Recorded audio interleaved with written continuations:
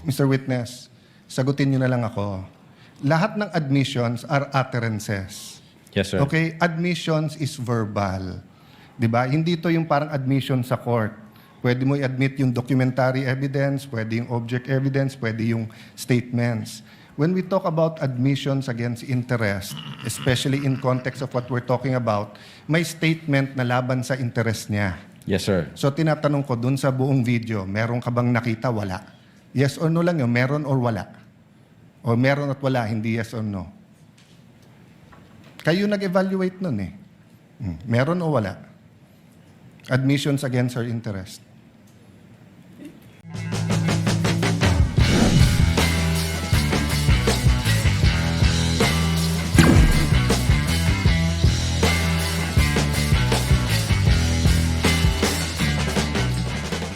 Senator Judge Alan Cayetano, you have 2 minutes, sir. You may proceed when you're ready. Mr. Presiding Officer, dear colleagues, susundan ko lang po yung kay Senator Risa, Senator Judge Risa at Senator Judge JV at yung ibang nagtanong sa admission against interest. You stated this already, but just for the record, you viewed the whole video, right? The whole 2-hour video. The November 23, Yes. Sir. Yes. Yeah, isang beses, sir. Isang beses lang. Yes, sir. Okay. And how many times there has the Vice President made admissions against her interest? No, sir, ang tinutukoy ko pong admissions against interest doon sa November 26, sir. No, sabi mo yung November 23 din na ayaw ng defense gamitin contracted, so yung kinausap is also an admission against her interest, di ba? Di, sir, ang sinasabi ko pong admissions against interest, yung November 26 video po, sir. Na sinasabi niyang totoo yon at hindi niya Yes, sinasabi. sir. Okay. Opo. So, doon sa November 23, may nakita ka doon na admissions against interest? Insofar as I'm concerned, na nireiterate niya. Hindi, not reiterate. Siguro, para malinaw, in your mind, or as a lawyer or as an NBI agent, what is an admission against interest? Yun nga po, yung ini-explain ko po kanina. Ito po yung isang bagay na ginawa ng isang tao na... Hindi ginawa, sinabi. Sinabi Kasi ng, it's admission eh. Apo, sinabi ng isang tao na ikakasira niya, but then, instead of denying na sinabi niya yon, inadmit pa niya ito, nireiterate Okay, niya. very clear yon. And you and Agent John Mark Kalilong said that the basis of the investigation was the November 23 video, the basis sa inyong affidavit of investigation sa nag-file ng kaso is certain portions of the November 23 video.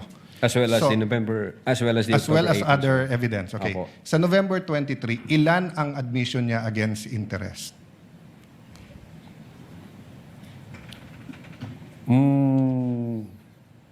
Ang sinasabi ko pong admission against interest, This yung is a new November question. 26. This is a new question. If you evaluated well the November 23 video, is there any circumstance in that video that you believe that the Vice President made admissions against her interest? Plain ho yung utterance niya doon, Your Honor. Yung nakita lang ho namin, yung utterances niya. Insofar as I'm concerned, yung admission against interest nangyari nung November 26. Mr. Witness, sagutin niyo na lang ako. Lahat ng admissions are utterances. Yes, sir. Okay? Admissions is verbal. 'Di ba? Hindi to yung parang admission sa court. Pwede mo i-admit yung documentary evidence, pwede yung object evidence, pwede yung statements. When we talk about admissions against interest, especially in context of what we're talking about, may statement na laban sa interest niya. Yes, sir. So tinatanong ko dun sa buong video, meron ka bang nakita? Wala. Yes or no lang yun, meron or wala. O meron at wala, hindi yes or no. Kayo nag-evaluate nun eh. Meron o wala? Admissions against her interest. Yes, sir. The fact na in-utter niya yun. O which one nga? So meron ilan at ano yun? A little leeway, Mr.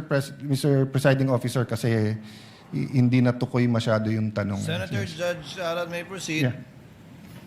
So which statement that? That one you're mentioning now. So yung sagot mo meron. Ang understanding ko, sir, nung sinabi ko yan, I'm referring to the November 26, 2024. Mr. Witness, paulit-ulit tayo. Yes, sir. Burahin mo na yung pinag-uusapan natin you're referring to. I'm asking you a direct question. Yes, Sa sir. November 23, meron o wala bang statements na you will consider in your professional as a lawyer and as an NBI agent in charge of investigating this? Meron ba siyang admissions against interest? Ang tinutukoy ko lang po again, Your Honor, yung 26. No, I don't care. Wala po yung 23. I'm sorry. I don't care, Mr. Presiding Officer, kung anong tinutukoy mo. I'm asking you a direct question. November 23, video. Meron o wala siyang admissions against her interest doon? Attorney Lotok, yes, no, I do not know, I do not remember. We're referring to November 23, not 26. I do not know, sir. Ang Oh, you do not know. ang nire-refer ko na... Yeah, don't tell me na. So you do not know. Okay. When she said, kung papatayin ako, may kausap na ako, patayin niyo yung tatlo. Is that an admission against interest? Yes or no? Based on that utterance, sir, yes, I think so. Yes. O kakasabi mo lang kanina, I don't know. Ngayon, yes. O ano pa? Ano pa sa video na yon na admission against interest? Meron o wala? Or I don't know? Yung utterances na yun, sir, Sir, bukod nga doon. to me, sir, yung utterances na yun, that's admission against Sir, interest. klaro na yon. Tinanong ka na ng presiding officer, sagot mo, I don't know. Tinanong kita ng diretso na sa video, biglang you know, biglang sasabihin mo na yun utterance na yon. So ang tanong ko na ngayon, bukod doon, aside from that, Sir, ulitin ko po yung sagot ko. no, you don't need to answer. Yung sinabi ko po na no, I'm admission asking against you, interest. aside from the utterance, the statement, na kung papatayin nila ako, patayin sila, is there any other utterance during in that video that you would consider admission against In so far interest? as I remember, wala na po yun. Wala na, okay. When the Vice President said, yung pinamigay sa DepEd, isn't that an admission against her interest kung may pinamigay? Siya po yung namigay, sir? So, ikaw ang nanood ng video, ikaw nag-evaluate, ako pa magsasabi sa iyo kung ano laman ng video. Akala ko ba, tinignan nyo ng mabuti yung video? Bakit hindi mo alam yung laman ng video? Yung DSW, ano yun? Sir, pwede ko pong tingnan yung sinasabi No, niyo. no. So you do not know what the alaman ng video? Again, tiningnan ko po ang video one time and ang nag-review po ng video yung agent on case. Yes, but you're the agent in charge and you're the one who filed the affidavit. Okay, Yes, sir. next question. Nung sinabing mag-people power, tapos ang sinabi niya, hindi yun yung solusyon. O kung nag-people power, sino magiging presidente? Kung nag-people power at mawawala ang Pangulong Marcos, sino magiging presidente? Siya, sir. Opo. Oh, so hindi ba admission against her interest din? Siguro sa interest niya, maging presidente. Pero ang sinabi niya, wag. I think so, sir. Okay. So I mentioned 3. So my next question. When you have an admission against interest, do you take the whole admission or you can cut it up into parts? Again, Your Honor, yung If my admission against interest is 1 sentence or 1 paragraph or 3 sentences, can you take 1 sentence and say yun lang yung admission and the 2 other sentences are not? Can you divide I it think up? it should be the whole, sir. The whole sentence. So the whole sentence niya, nung sinabi niyang kung papatayin ako, is pinagbibintangan niya yung tatlo na papatayin siya. So if you say it's an admission against interest and you believe it, you also have to believe na papatayin siya nung tatlo. The same thing, if you're going to say na namudmud siya sa DepEd, ang sinabi niya galing sa First Lady yung pera. So you're also going to have to believe that. So if you're going to believe her, na yung ibang sinabi is seditious, ngayon sinabi nga niya, hindi solusyon ng people power. So as the evaluator, bakit hindi consistent yung evaluation niyo nung video? No, I think yung in so far as people power is concerned, I think sinabi niya yata na, yes ma'am, natutuwa ako dun sa ginagawa niyo. Hindi. Your Honor. Pwede ko pong ulitin. Your Honor. Let the record speak for itself. It's on Yes, Your page 26. Same paragraph nung sinabi niyang papatayin, no? But having said that, last question, no? Bakit sa cybercrime ni-refer? Ba't hindi sa anti-terrorism or sinabi mo meron Intel Group. Bakit sa cybercrime? Your Honor, my cyber aspect po kasi yung violation. Okay. What are the aspects of the alleged threat? One is the cybercrime grave threat. The other one is a possible assassination threat, right? No, Your Honor. Yung sinasabi kong my cyber aspect, the utterances was made through Through cyber. And by- the utterance, in accordance with you, constitute grave threat. Yes, sir. But if she meant it, and if it is true, and if it is accurate, it's also an assassination plot, isn't it? Kung totoo yung utterance niya, napapapatay kita, may kausap na ako, hindi ba assassination plot yun? Maybe, sir, yes. No, hindi maybe. NBI kayo nag-aano eh.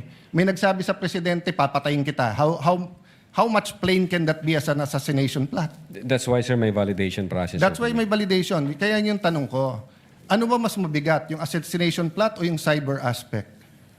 No, Your Honor. No, diretso yung tanong. Hindi no. Anong mas mabigat? It's a direct question.